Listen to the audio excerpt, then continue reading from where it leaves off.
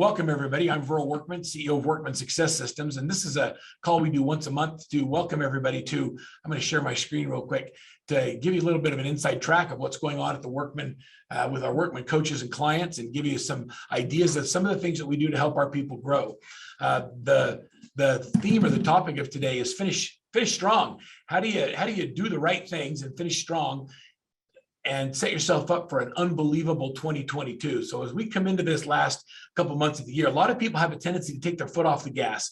And I've always found that when people take their foot off the gas, that's when I want to pedal down and lean in, because there's so much opportunity that people shy away from because they think that nobody is working. And the reality is, when you look at all the MLS data or the stats, you find that the amount of decreased business that happens over the holidays is insignificant, maybe 10% less, but it's not 50% less or 80% less, but so many people do 80% less work.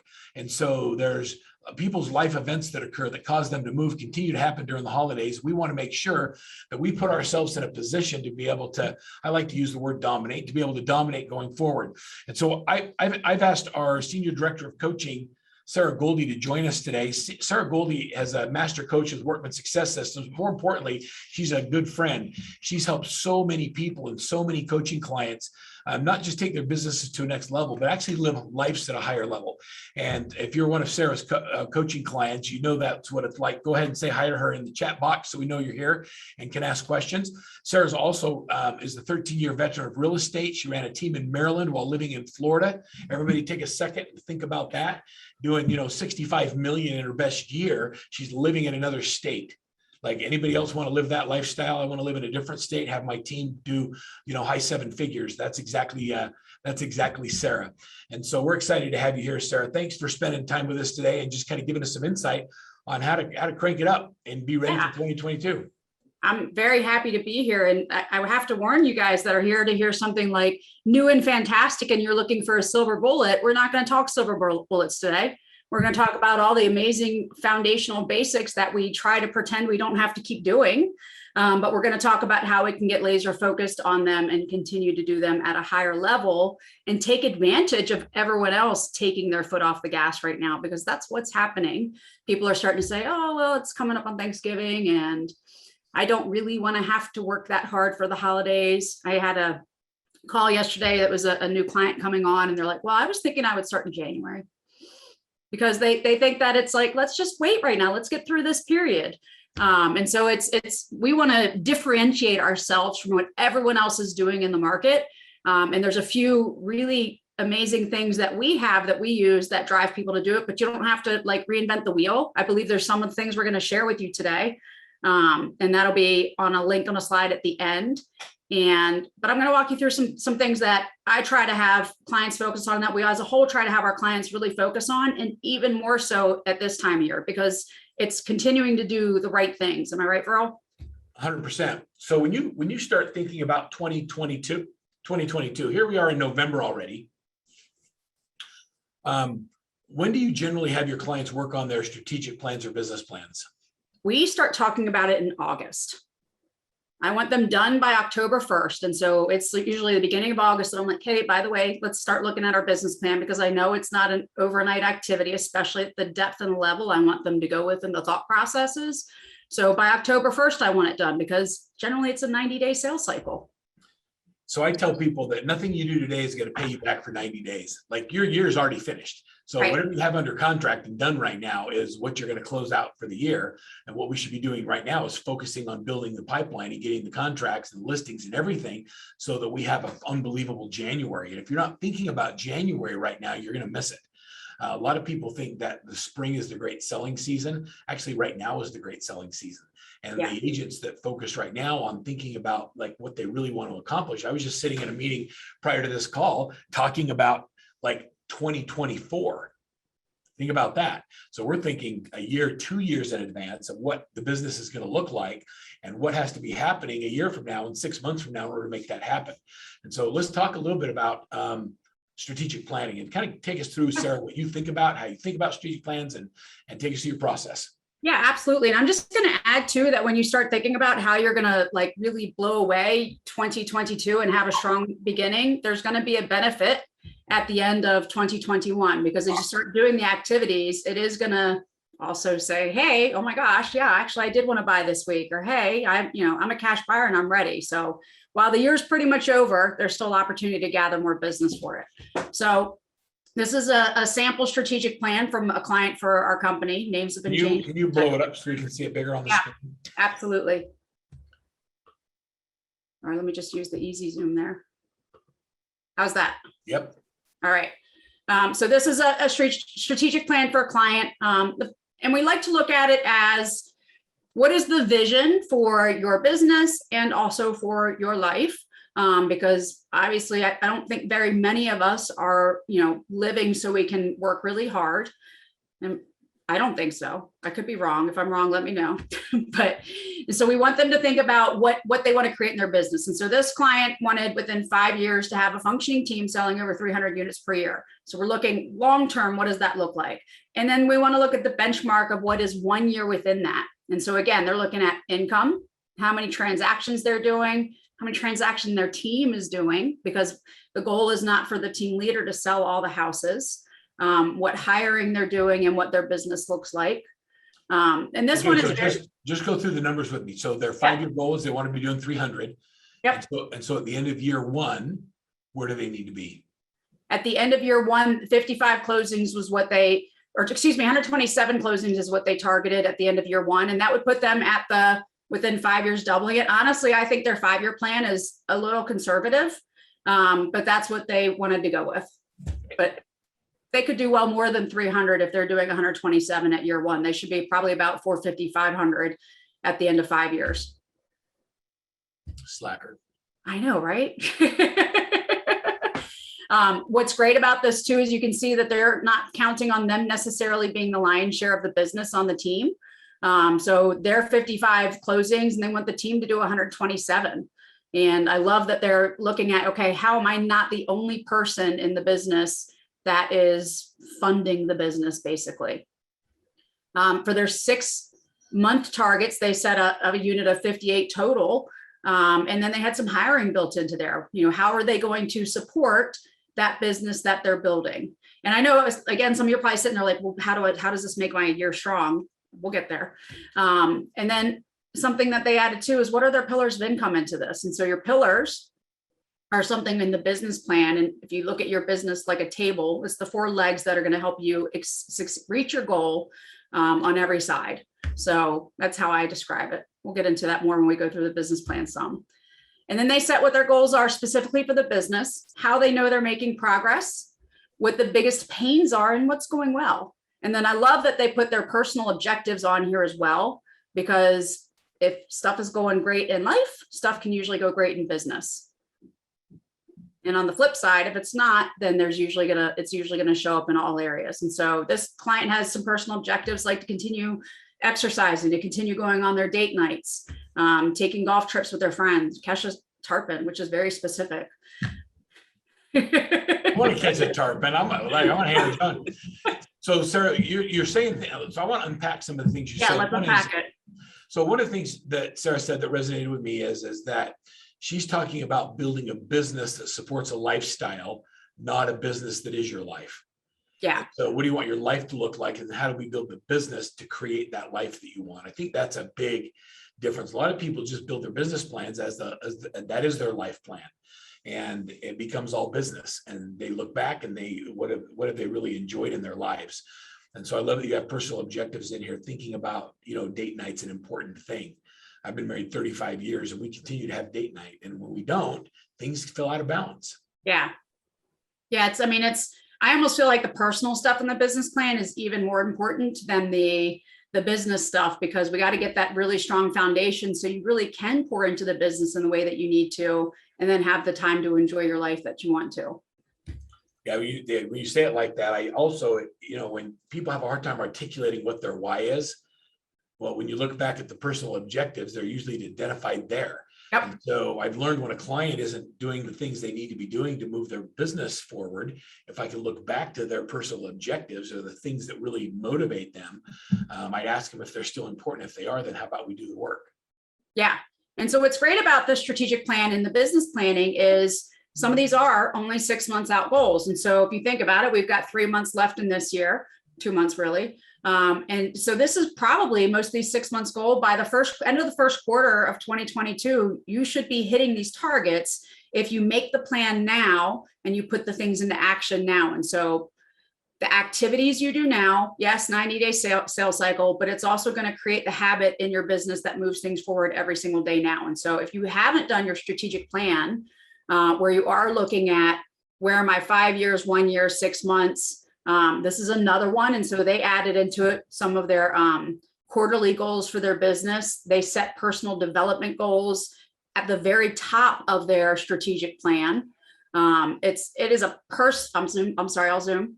It is a personal document that has to have certain metrics within it though still. Like you want to make sure you're looking specifically, and that's a key word, is specifically, where are you 6 months? Where are you 1 year? Where are you 5 years?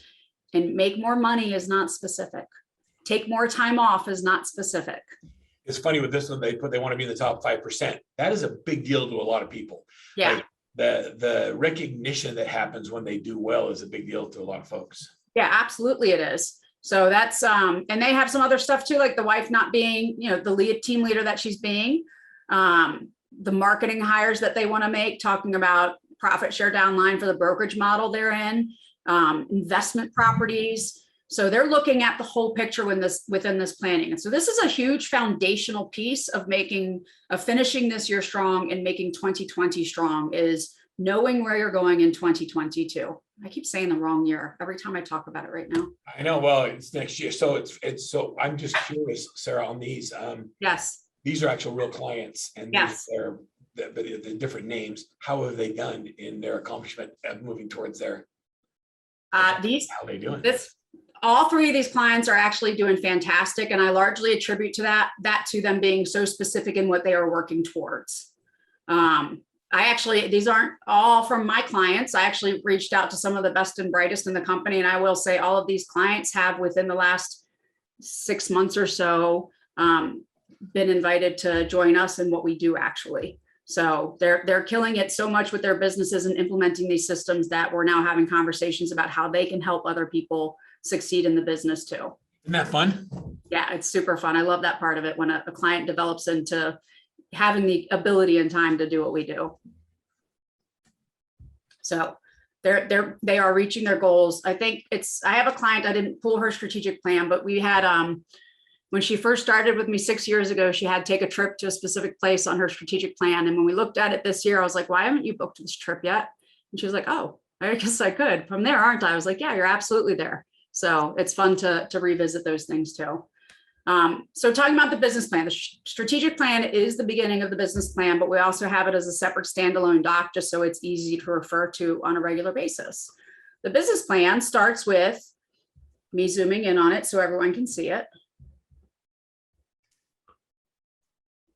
I think. Are you on a Mac? I am. Command plus. All right. There we go. My children teach me, my kids in school teach me shortcuts. That's awesome. I don't usually do it just in the browser window. I usually download the PDF, but I wanted to keep everything in the same window to share. I get it. Yeah. So the strategic plan is in the business plan. When you do it, you want to sit down and get uncomfortable with it. It's not a matter of just spending 10 minutes and filling in the blanks. If you have a significant other or a spouse, they should be a part of your strategic plan. So many people ignore that aspect of where do I want to be in 5 years? And they got to be along for the journey, or you might have some more issues in your business that you didn't anticipate. Yeah, by the way, if you're not a Workman client, we're taking you through this strategic plan and business plan. On the end, I'm going to give you a link where you can download this exact plan, the one we use with our clients. You can see how we do it and actually do and use it. We're just going to give you whatever you need to be successful. And hopefully at some point you'll raise your hand and say, sign me up, I need a coach. Yeah. And I'm not going to run through the whole thing, but I'm going to show you some important things that we're going to talk about in here. This is an important thing. And I'm sorry for scrolling fast. I hope I'm not giving anyone vertigo right now. We do want to make sure that you're setting personal objectives. Like I said, make sure they're specific, and we want it to be in, the areas of family, faith, fun, fitness, friends, all those areas areas matter in your life. If you're struggling in one area, it makes it harder to take care of the others. So we're looking to build well-balanced lives. And that should be a deliberate decision and setting deliberate goals to help get there. And if you need help, people are there to help you get there, right? I think people talk about balance, like you can do them all at the same time. Yeah. And I think, one of the things become more clear to me over the years is that I want to have all of those things in my life, but family, faith, friends, fun, fitness, and finances can't all be juggled at the same moment. And so I think when you do your strategic plan and you look at your business plan, you identify when you're going to be present in each of those areas. And so that all of you is there and you're not trying to do multiple things at the same time. So when you're doing your workout, like let's just work out. Now I'll work out with I'm listening to Dr. Shirley Davis's book on living beyond what if right now. And so I'm strengthening my brain muscle as I'm trying to not have a heart attack on the stair climber. But when I'm with friends or with family, one of the most distracting things is when you're doing this, right? Yeah. And so be present. So when you block the time for family or friends, like I dare you to just put your phone away. Just like there's no emergencies in real estate. And if there is an emergency, why are they calling you? Like, yeah, you're not if there's an emergency, they should call 911, right? What is your realtor going to do? Right. I tell my kids all the time is lesson I'm trying to impart on them. And I can't take credit for the quote. I don't know where I got it from though, but wherever you are, be there. And so if you are at home, be at home. If you are at work, be at home, and let's get your business to a point and by deliberate actions and deliberate choices so you can create that. And I actually shy away from the word balance a lot. I like to use the word harmony, because there are going to be times where we have to really dive in and give more attention to the business part of our life. And there are going to be times where we get to have a lot more attention on the family part of our life. And it's just going to all work together if you're proactive in the choices and recognize that sometimes it's a choice you make to give more attention to one place. Core values are one of the most important things of your business as well. If you don't know what your core values is, I'm going to encourage you to walk through the exercise on this page as you do your business plan. That again is a free download. And your mission statement. Why are you in business? What makes you unique? What do you want to be known for? So these are kind of all what's the basis of my business?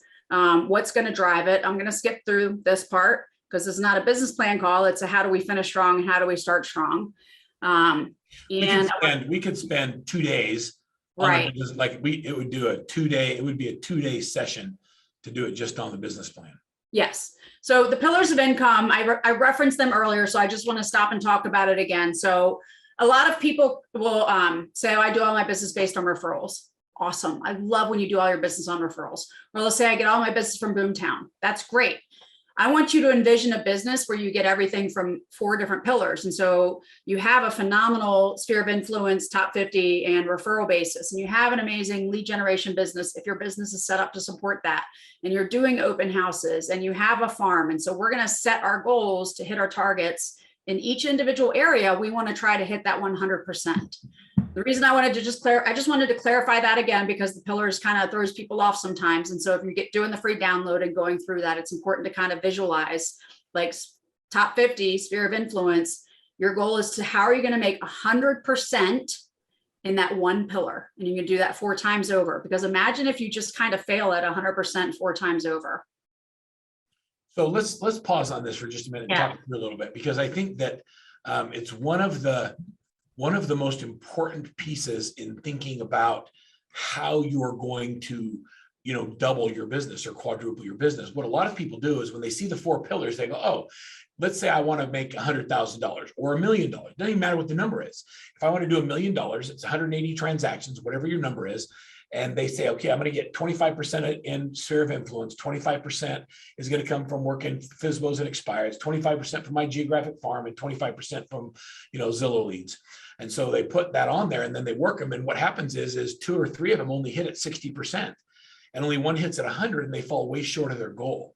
Yeah. And so I learned this a long time ago, is that whatever your goal is, if you go after 4 times that number, meaning 100% of your income goal, you have to show me that each pillar can generate 100% of your income goal. If you can show me that, then you've got it. And then you execute each pillar as if it's the only thing you're going to do.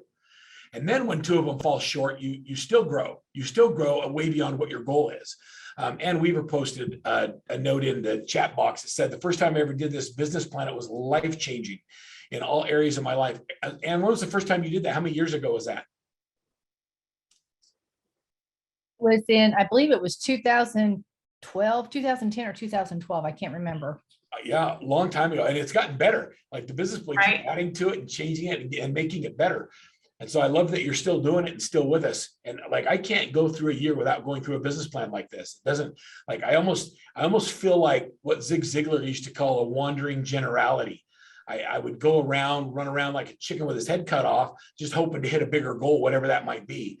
But when you think it through like this, and then you break it down and you start doing it, all of a sudden you just get clear on what you got to focus on today.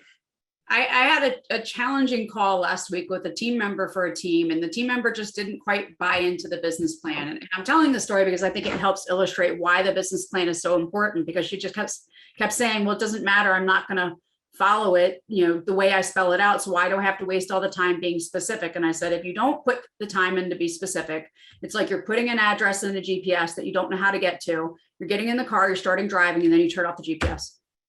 And you just kind of hope you get there. And so it's a good one, right?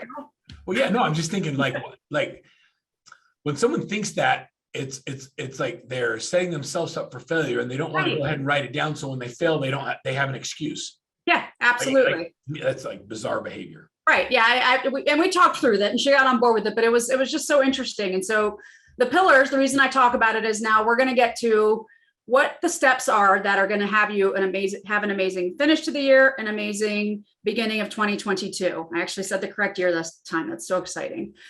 So one of the first pillars we tell everyone that they should be doing is their top 50 in their sphere of influence. Your top 50 are the people that know you and like you, or that you want to know better. You develop an authentic relationship with them. It's not, hey, so do you have a referral for me?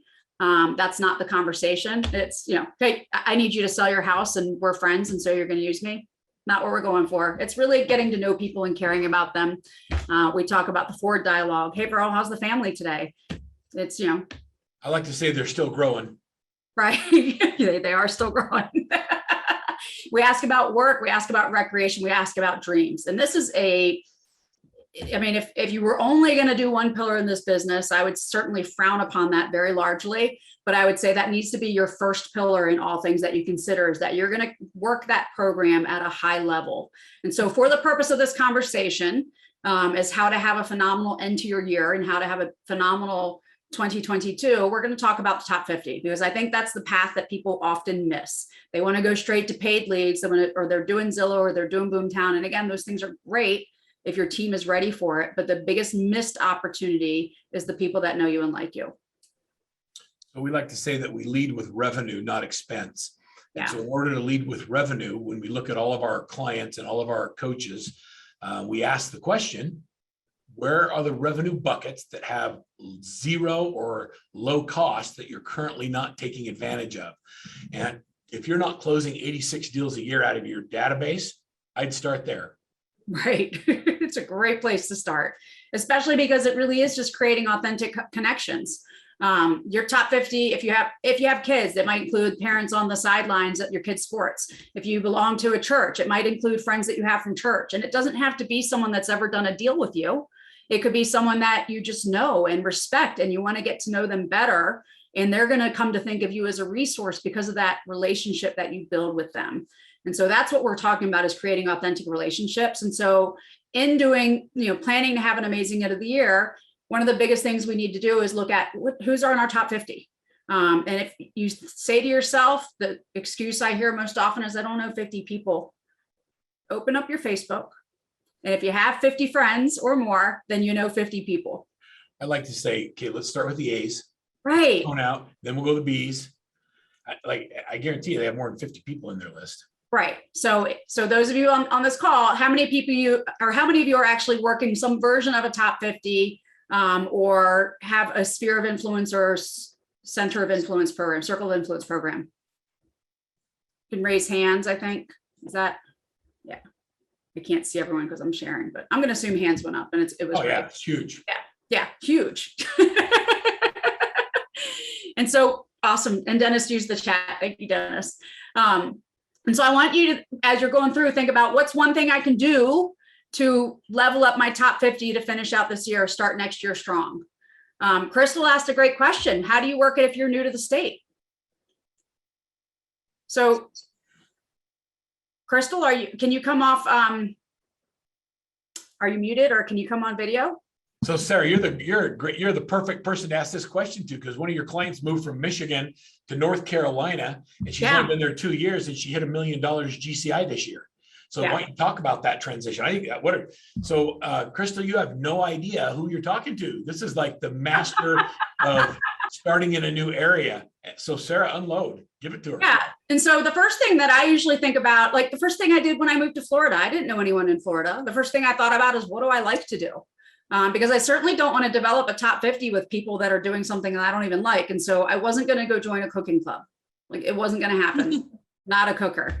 But I did really enjoy running when I first moved here. That was a big passion for me. So I went and joined a running club.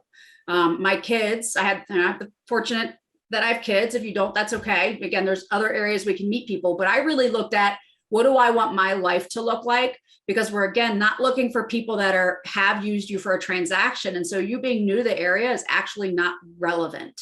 It's how do you want to spend your time and who do you want to spend it talking to? And so for me, it was running. For me, it was, I joined a book club. I got involved with a couple of moms that I met through the school as far as, developing a regular once a month, we'd go out to dinner together. And so I looked at how I want to design my life. And that's where my top 50 grew from. And that's the same thing that my client Brooke did, is she looked at how she wanted to design her life. She went around and said, okay, I want to start a networking group and talk to, bring in women like a BNI or something. But she just was like, we're just going to bring in women and support small business owners. And so it's really a lot easier than you think it is, because you just have to think about, what do you like to do? And then go find that and do that, or create that if it doesn't exist. That's what Brooke did, is it didn't exist. And so she's like, I'm making a club. I was like, okay, let's do it. So these are relationships and friendships you're building. They're not people that you're going to ask for referral on a daily basis. Does that help? So Crystal, when you're in a new area, you come into a new state, Sarah's got this goal achievement system on here. And so the first thing I would do is I would say, okay, what is your goal? Year one is I want to generate $100,000 or $250,000 of income. And why is that important to you? And if you don't put the why in there, then we have a tendency to not really do it. So why? Like, because my family needs to eat, because we've got to be able to, I just want to stop renting and buy something. I want to put money away for retirement, whatever that real core motivating value is associated with that goal. And then a year from now, when you're on this same webinar and Sarah says, okay, so did you hit it? And you say no. I want you to identify in advance what you're going to tell her your excuses for failure are. Sarah, how do you view excuses for failure when you look at them in advance?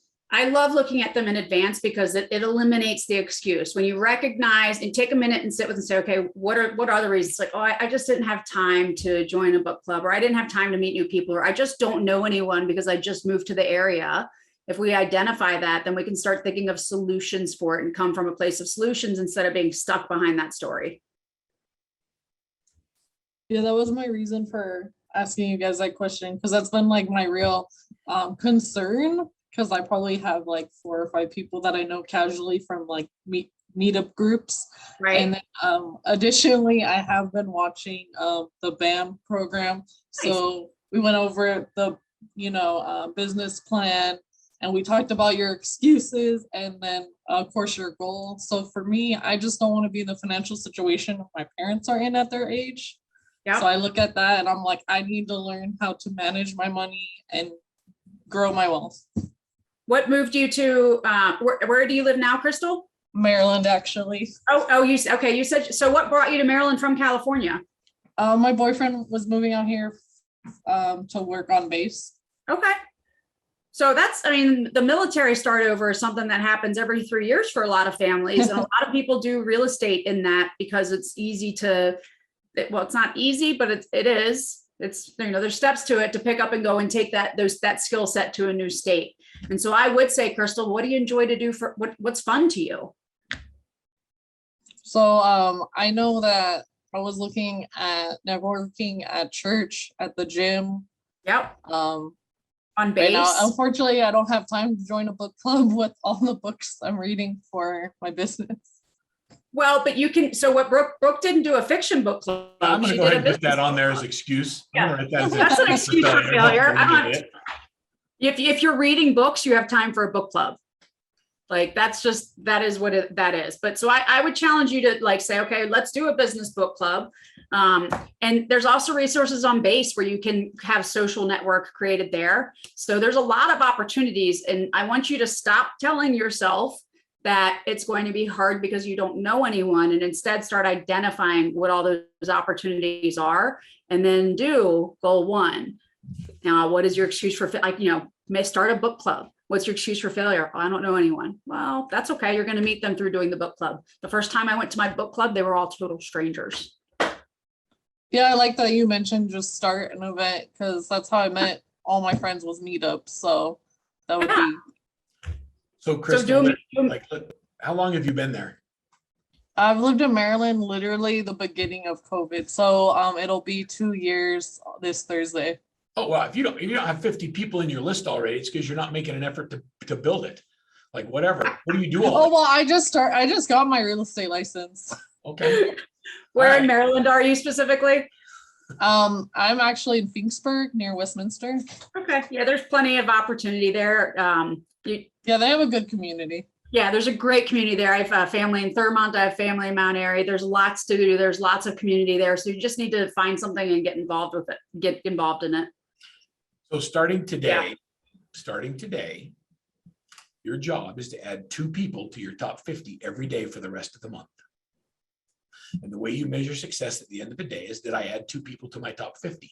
Now, if you get to where you have 50 and you find 2 more, then you get to find the 2 that you don't like and kick them out. So you keep the list at 50.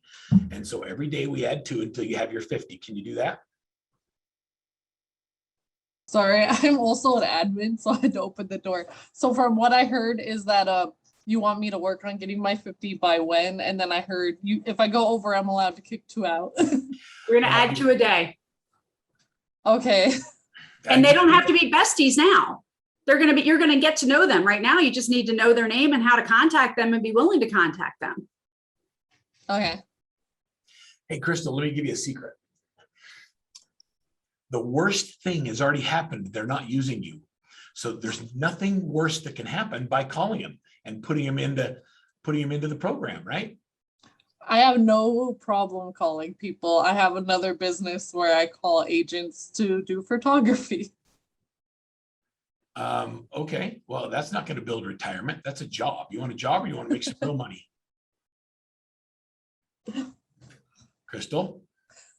I'm just laughing, sorry.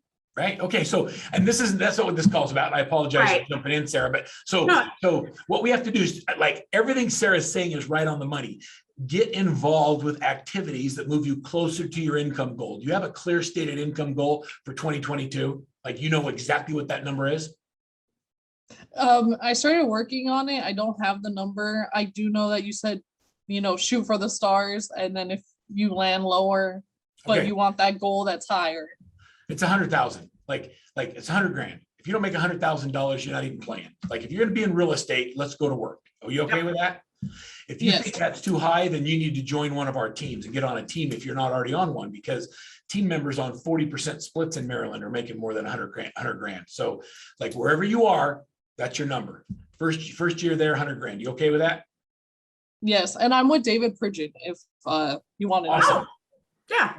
Great. I'm David's coach. Yeah, so I'm a Perfect. mentee with Joyce in his Okay. office. Perfect. I'll add too that Sherry Young in the chat has posted her email address and phone number for you, Crystal. So she'll do a book club with you. Yeah, I saw something from okay. Maryland. Okay. And Frank Lopez loves and hates when you crack the whip, Verl. He needs it and fears it in his life. I know, if we don't make you uncomfortable, we're the wrong coaching company. Right, exactly. And so the reason we talked about top 50, and we did go, it was a good rabbit hole, but we did go down the rabbit hole there, is top 50 and focusing in on that is one of the best ways to finish out this year strong. and to also then have an amazing start to the end of the year. The other thing I want to talk about that we need to make sure we're focusing on is the daily success habits. And I had that open and now I don't anymore because I opened the business plan. And so the daily success habits is what we focus on every day that is dollar productive in our real estate business. And so it's not doing the, I want to make sure I'm opening one that's, nope.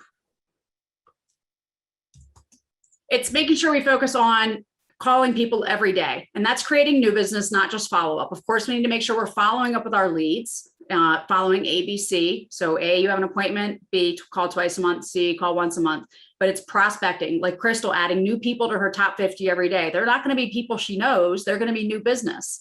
When I first started out in real estate, I had someone tell me, Rick Jiha actually, told me at a training I went to that I just had to find one person every single day to buy or sell a house. And I was like, oh, that's it. I was like, is it really that easy? And it kind of was.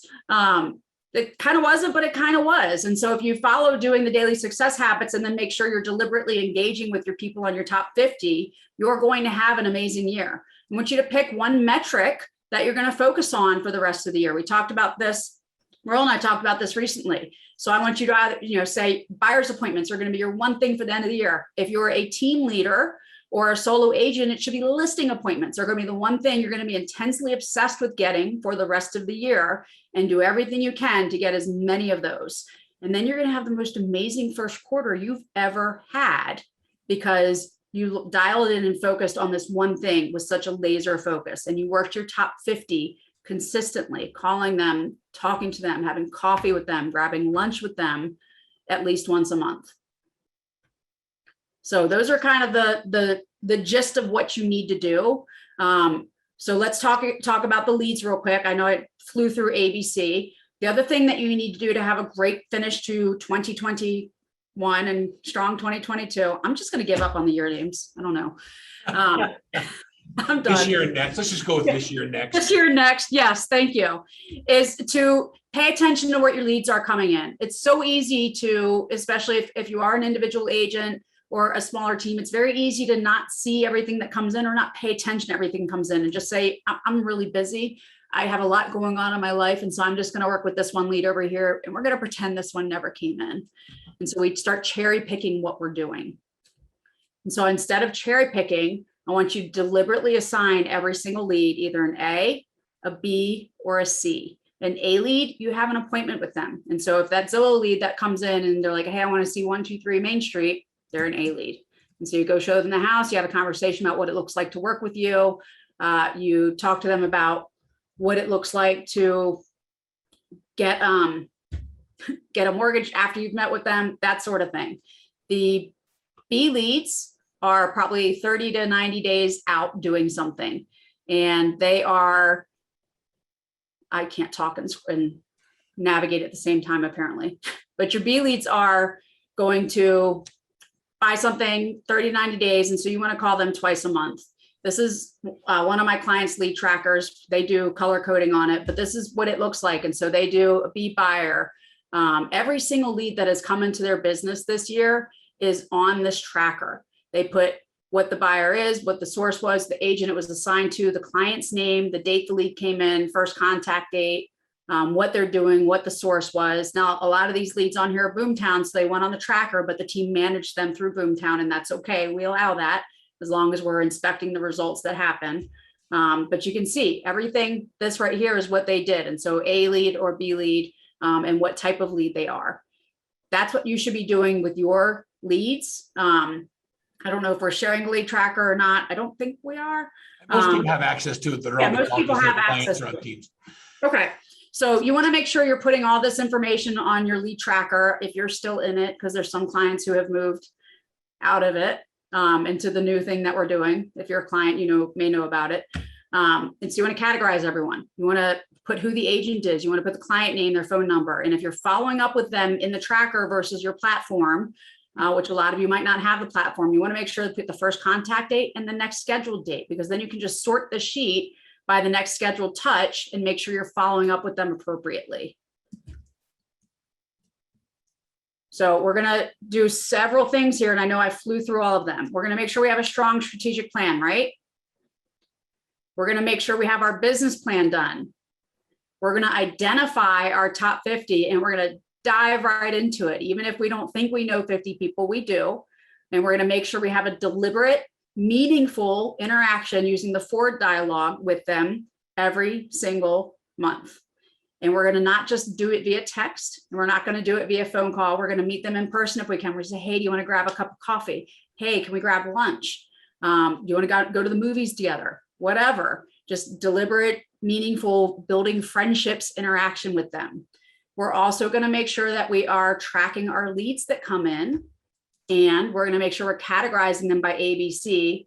And then we're going to use our daily success habits and make sure we're doing all the activities every day. The 61 points of rhythm in the middle, I used to tell my clients to consider them dollar bills, because these are the things that are going to create income in your business. It's not going to be making sure that your transaction coordinator called the lender. It's not going to be, if you don't have a transaction coordinator, making sure that contract gets to close. And so if you're still doing things like that, stop, get a TC, even if you just pay them per file right now. And then do the, make sure what you're doing in your day every day is focusing on the 61 points of rhythm. And I want you to be intensely obsessed, if you're a team leader, with listings. And if you're a buyer's agent, with getting buyer appointments. And that should be the one thing you focus on every single day, is adding people, new people, and getting a buyer appointment and getting a listing appointment every single day. And if you do that, you're not only going to finish 2021 strong, you're going to have an amazing first quarter of next year, and you'll probably do double your business next year.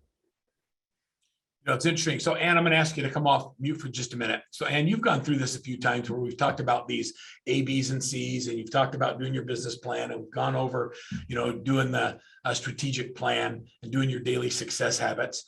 When you hear it for the 1800th time, what do you hear differently today? It's just, you got to be consistent. You've got to do it every single day, no exceptions. What kind of an impact has the implementation of tools and the Workman tools had on your business over the years? It's had a great impact. This year, I'm going to finish out my best year ever. Yeah. And, yep. High five. And you know, my team has some growing pains, but we're going to get there. And we did a CRM conversion at the end of last year, first part of this year, which was brutal.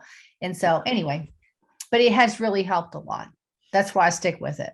Do you have any idea how excited I get here when I hear words come out of your mouth that start with my team? When you say my team, Right? I get this warm, like, how many years did you fight that concept? I know you and Sara tried to get me into that for a long time. And I used to get so mad at Sara, but anyway, it's a long story, but it's a good one.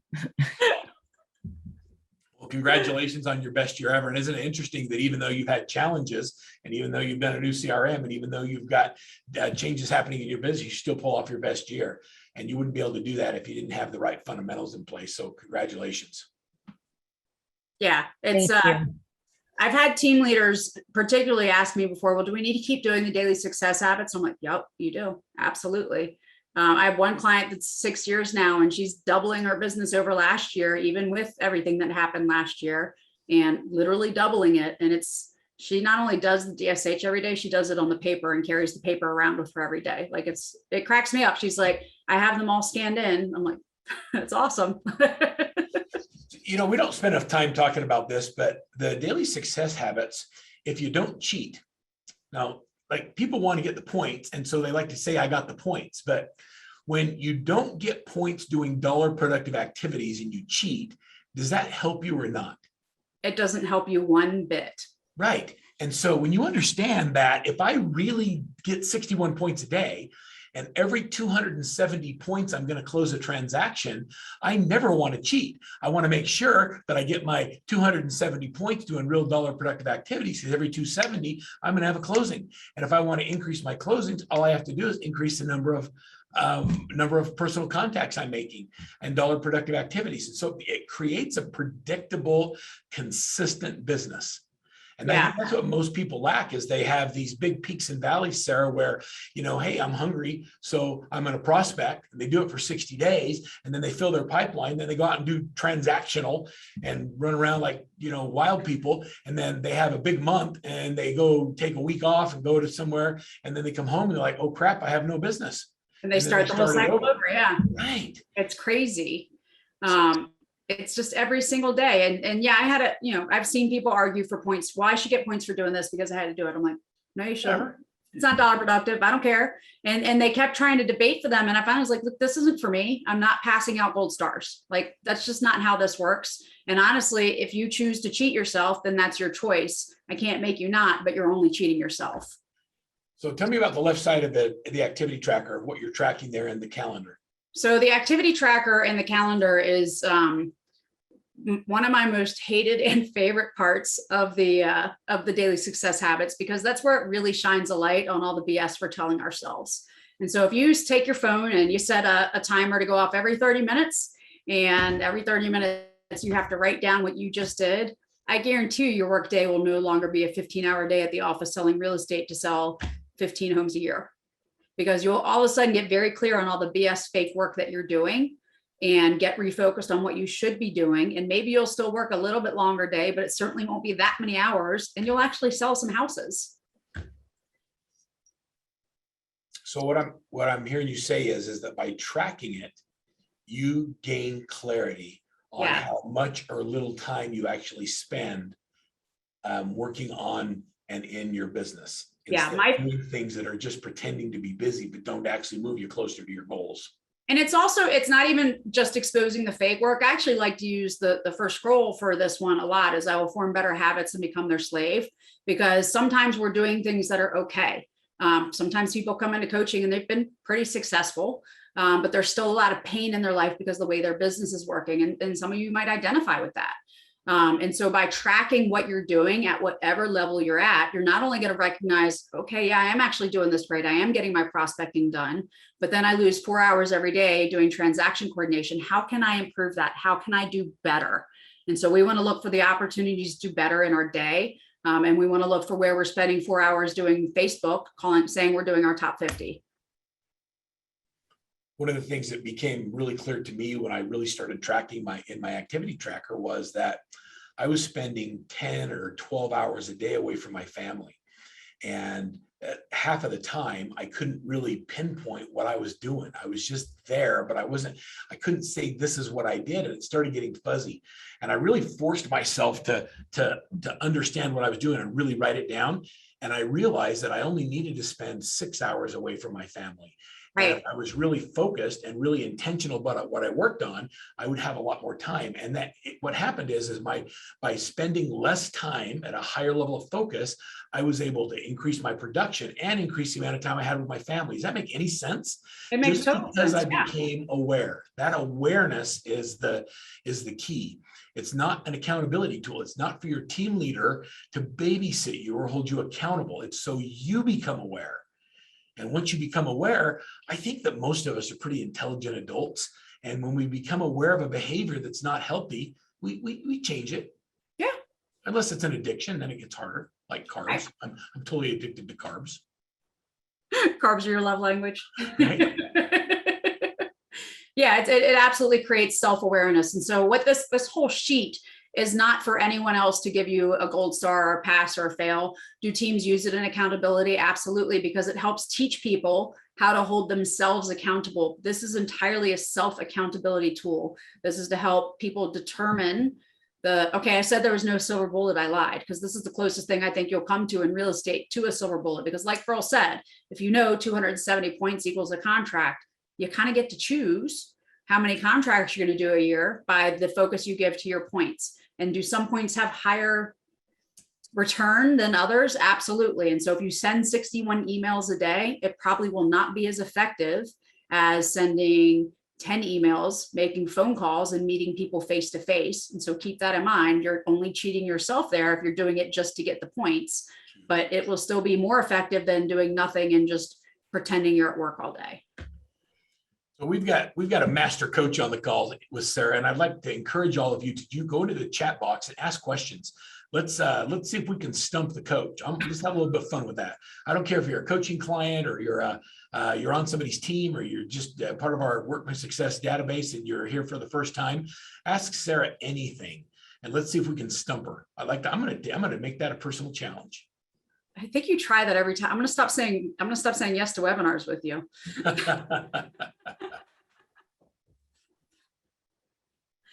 Sara, what do you think the most important thing, like between now and Thanksgiving, an agent should focus on to get the highest return? I would today make sure I have my top 50 list done. And I would today look at what are my lead sources right now, identify them A, B, and C, and start making sure I'm following up with people. And if it's someone you haven't talked to in a while, hey, I'm really sorry I haven't reached out. I want to make sure I haven't dropped the ball on anything. What would you say the biggest mistake that your team leaders make in building their teams? Oh, I What's a mean, common thread? You get it all the time. the common thread, I mean, there's so many. Probably a big one is if we're talking about hiring, is not hiring the right people and just filling the need for someone. If we're talking about being dollar productive, I think they're like, well, those leads are no good. We're not going to use those leads. And so they immediately discard a lead because they didn't call you back. But the thing is, people don't call you back because they don't need you yet, but they're going to call back the person that called them the most, that the person that they thought of last. So that's the biggest thing is people like think it's, oh, well, they didn't call me back. They take it personal. Oh, I love, you got great questions coming in. Okay, Yeah. so you just said something that I want everybody to help. I want to make sure everybody got it. And that is that there's no bad leads, just people who aren't ready yet. I interviewed a team leader just last week on a call that said, I am so competitive. I love to go into the dead leads that my agents mark as dead and then show up at the sales meeting and say, I got 4 contracts out of your dead leads. They're not dead. They just aren't ready yet. And what happens is we burn through them trying to think, oh, they're not, they don't answer the phone or they ain't call me back. So we call them a dead lead. That's not true. You don't have the right message. So change what you're saying. If what you're doing is not getting conversations, do something. I don't even care what you do, just do something different. Well, and even to add to that, like you may not even need to change what you're saying. You may just need to not take it as it means this if they don't get back to you, because it doesn't mean anything other than they don't need you yet. That's all it means. It doesn't mean they don't like you. It doesn't mean they think you're a jerk. It doesn't mean that they don't want to do anything in real estate ever. It just means they don't need you yet, period. Yeah. So this is a hard question. I'm going to ask you to really think about it. Yep. Sara wants to know, when first starting in real estate, should I drop my 9-to-5 job and focus completely on real estate? That's not a blanket answer, but I can tell you, you should examine what your personal situation is, examine your finances. If you have a significant or other spouse that needs to be involved in that, make sure that they understand what you're committing to, and then recognize that you can get going full-time in real estate as fast or as slow as you like. And it is tremendously tied to the activities that you do. And so if you do want to, or if you are able to make a plan to leave your 9-to-5 job, really get dialed into doing real estate. Don't get into real estate and then expect business to come to you just because by virtue of you saying I'm in real estate now. You have to be willing to put in the work, get the 61 points, focus on creating relationships, focusing on being a resource, making opportunities. And I don't mean work 20 hours a day doing all that, but you have to be willing to feet on the ground, put in the work. I had a team where the agent was, the reality is sometimes we have to pay our bills. Yeah. So I know I want to be in real estate, but I got to pay my bills. And so what we did is we said, okay, we'll take you on the team, but you have to have a definite hard stop date, meaning that if you'll do these activities and we get 1 or 2 deals under contract, that gives you a little bit of breathing room. Then we can focus full-time on real estate. Yep. But if you don't show up for the huddles and you aren't doing your 30 points instead of 60 points, you come up with what you're willing to do and you execute it, you'll be able to make the transition faster. So just think about, if I'm going to do this, I don't know. I just like, if it's kind of like throwing in the paddles, right? You got to make a decision that you're all in. And and part of that includes a plan though. Yeah, right. And anyway, I just think that I love that question. And Sara said it was very personal. Frank wants to know, is it possible to go from 0 to 150 a year in a cold market? I mean, but we don't let the market determine, like a cold market. What's that? There's still business happening. There's still sales happening. So yeah, it's absolutely possible. It's actually the same answer as the last question. It depends on what you're willing to commit to as far as the activities you show up and do every day and what you focus on. But that's, yeah, what Ann just said, the market is what's between your ears. There's always business happening. And so when I hear someone say, well, the market this or the market that, I actually encourage you to go look at the MLS data for your market, because I'm pretty sure it's not as cold as you might think it might be. Unless you're talking temperature and then I put a hat on, I don't know. Frank, the answer is yes. 100%. You can go to 0 to 150. The answer is yes. The question is, are you willing to do the work? And if you are, Sara gave you the outline. Build your plan, come up with 4 pillars of income, how you're going to get there, execute every day with your daily success habits, and just track the things that matter. You just get up every day, eat rejection for breakfast. And if you get rejected enough, you don't have to be that good at real estate. You'll figure it out. You'll start getting some deals. You just gotta put yourself in a position where people can say no to you. Yeah. And I like Dawn's question, what keeps you from burnout? It's actually looking at the whole picture. And so it is looking at when you're doing your business planning, what's important to you with your fitness, what's important to you with your family, what's important to you with your faith, finances. And so we have to look at our lives as a whole picture and not just one piece.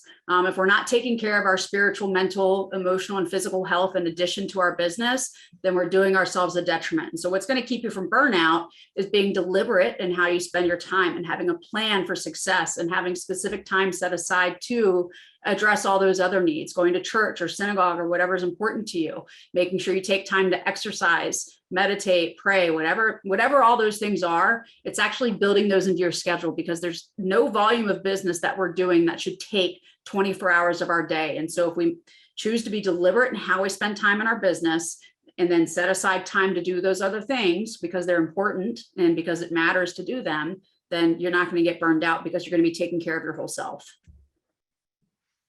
People generally burn out, Dawn, when they focus on themselves instead of others. And so when everything you do is centered on you, then it becomes overwhelming.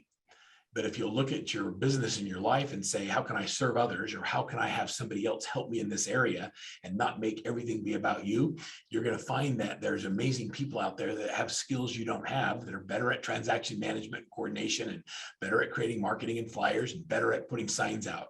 And if you learn to delegate those things and only focus on the things where you get the highest return on your time, you'll find that the burnout will be diminished. Will you stop your share, Sara, and let me share mine? Yeah, absolutely. And I'll add to that too. Like it's, the whole thing they say on the airlines, put your oxygen mask on first. If you're not putting on your oxygen mask, then you won't be able to serve the people that you want to serve.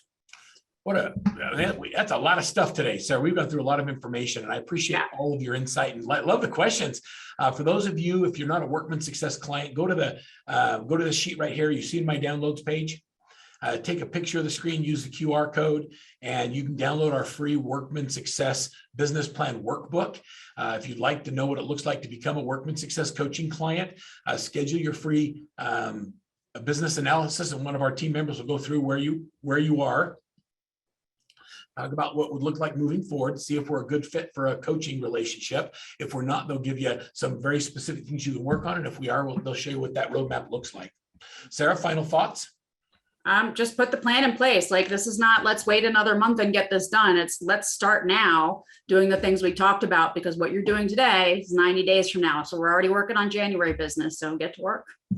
Thanks, everybody. Sara, thanks for just being so giving and willing to share. Good to see you all. See lots of our friends and clients on there. Thanks for being here. Have a great next couple of weeks. Happy Thanksgiving, and we'll see you all soon.